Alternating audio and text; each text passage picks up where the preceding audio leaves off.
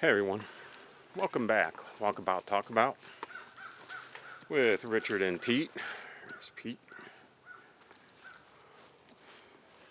And, a short spiffy I came across today in news.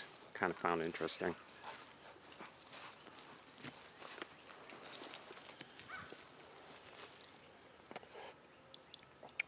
Maybe some of you seen a report where Americans, more Americans watch RT News than CNN.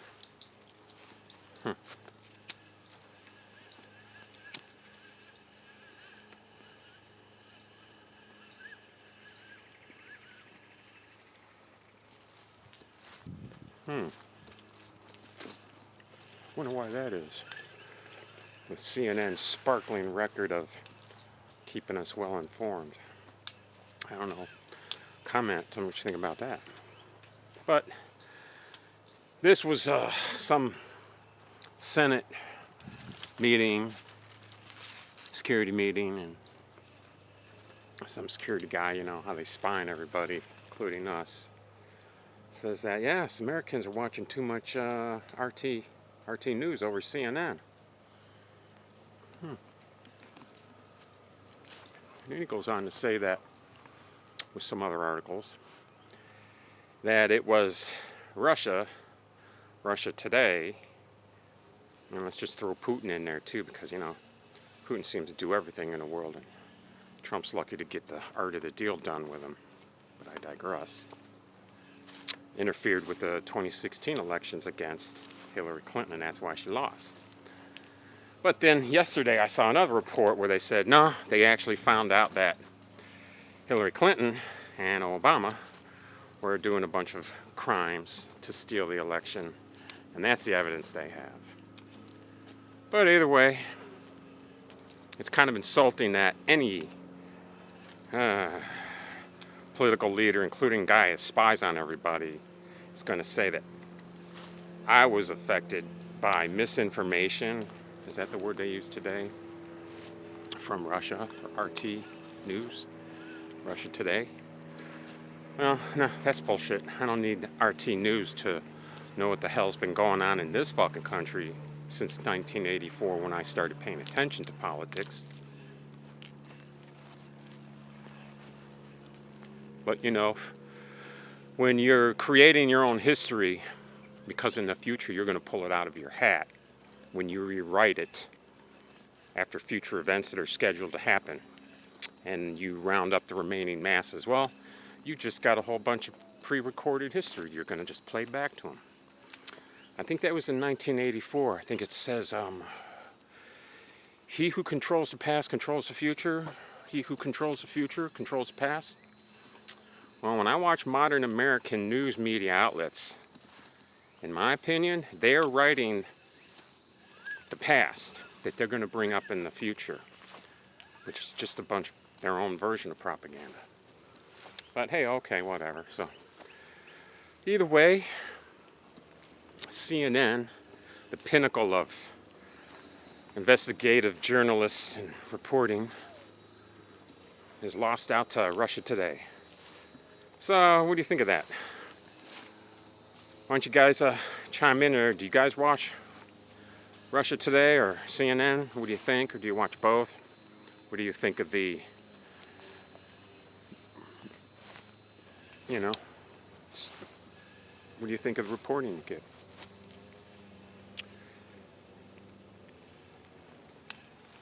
Personally, like I said, I don't watch RT or CNN. I stick with individual, independent, investigative journalists who always find great news articles if it's from Reuters or some other outlet. So, that being said, yeah, what do you guys think on that? And what do you think about the 2016 elections and how this spy guy is saying that it was Russia that stole the election and influenced the way you voted between Hillary Clinton and Donald Trump? What do you guys think of that? Because in my opinion, I think you guys are full of it. I said. But now we got Trump in.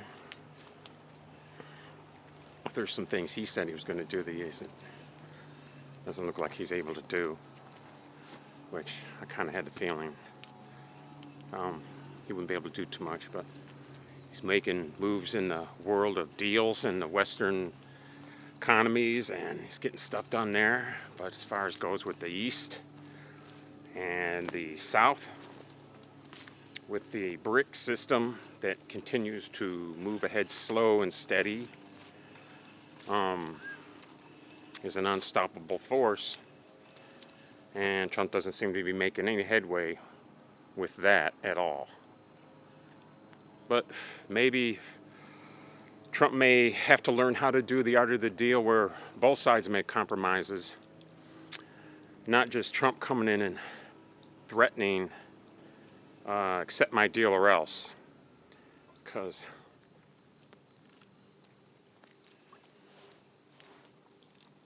that's how a true business deal is made. And I know that Trump was very famous with his, I believe it was called The Apprentice, which I never really watched. Because back in the day, and even today, I don't watch any sitcoms or TV shows for obvious reasons. But with that being said, this is not a TV show. And I just don't mean that to Donald Trump, because I'm sure he freaking knows. I mean this to you, the viewers who listen to the reports of Donald Trump with deals in other countries, which he's been making, and we heard one thing then, but I just knew it wasn't going to come to pass. Slowing down there, but yeah, Trump, I think, is going to learn how to do a real deal where both parties sit down and through months and months and months of hashing out a mutually beneficial deal for both parties, things will be good. But to have a deal here in a week, that ain't how international business deals work, especially in trade deals. That shit is not done in a week. It takes a very long time.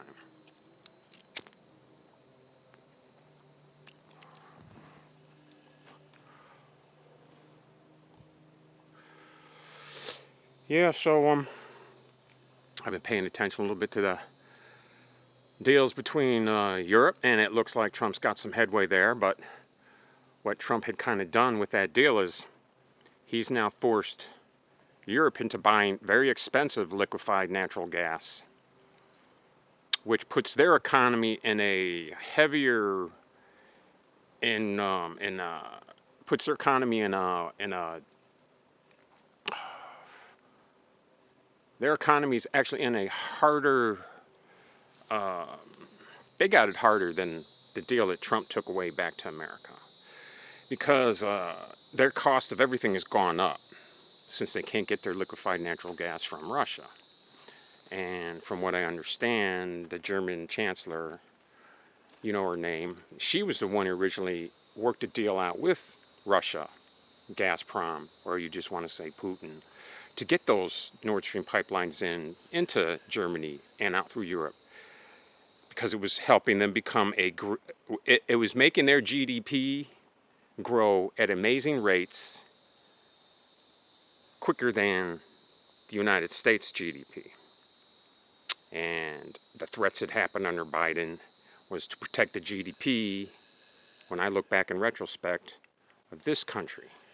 So we look good on paper, and you look good in the news if it's CNN or RT. Because, hey, you know, our GDP is better than Europe's. But with all that being said, our GDP is not as good as Russia's. And neither is Europe's. So, we have no deal. I know that Putin does not have any deal with Russia. And I don't see one there anytime soon. And the ultimatums he's been giving to Russia about the war and that they should do a ceasefire, that's not helping. And it doesn't seem to be affecting Russia one little bit in slowing them down and winning the Ukrainian war, which I knew back in 2014 under Victoria Nuland, when they started the color revolution and overthrew that democratically elected government in Ukraine and installed the new puppet government we have in there now, which is very interesting at how they're related to the usual suspects. In other words, a bunch of Steins. Just saying.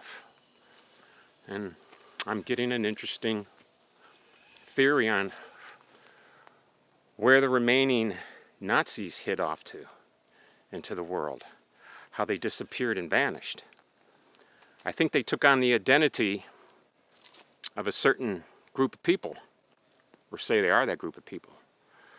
But by the actions I watch them do, and how they go around doing their things in the world, they strike me as absolutely the same as the SS.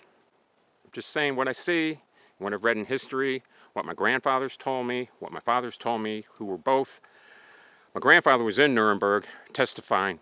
My father was there listening as a kid, a teenager, sitting in on one or two of the trials. And let me tell you something, I know a lot. I know what they did.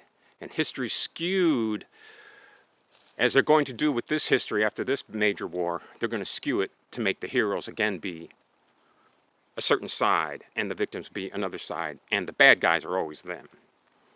So the problem is with a world like it is today, where we have so many independent journalists and we have news from every place around the world, from independent local news in all kinds of countries, the two big news outlets, that we can get a better feel if you go the route of multiple journalists and news reports from around the world than you can if you stay into a little pie cut in one area of the globe. Because that pie cup, that area of the globe, has everything and every motivation to make sure that what it needs you to know is known. And at the end of the day, it's for its benefit, not yours.